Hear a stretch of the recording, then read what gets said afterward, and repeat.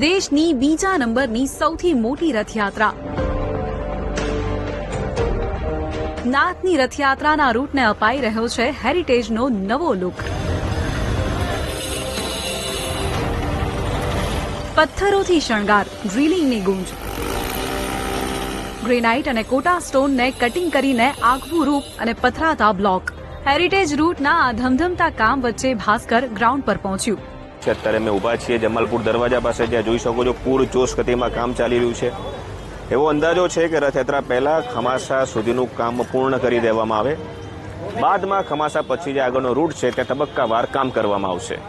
રથયાત્રાના 16 કિલોમીટરના રૂટને heritage route તરીકે વિકસાવવામાં આવશે। જો કે હાલમાં ભગવાન જગન્નાથ મંદિરથી લઈ વૈશ્ય સભા, ખમાસા થઈ એએમસી ઓફિસ, દાણાપીઠ સુધી એટલે કે 1.2 કિલોમીટરનું કામ હાથ ધરાયું છે, જે 2026 માર્ચ સુધીમાં પૂર્ણ થશે અને અંદાજિત ખર્ચ 20 કરોડ રૂપિયા છે।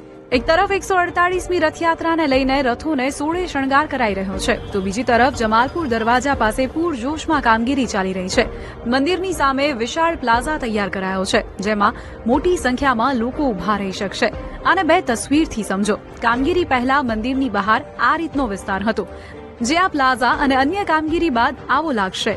જમાલપુર દરવાજાની આસપાસ આવનારા સમયમાં ડામરનો રોડ પણ નહીં જોવા મળે, કેમ કે અહીં હેરિટેજ રૂટની આખો વિડીયો જોવા માટે ડાઉનલોડ કરો દિવ્ય ભાસ્કર એપ।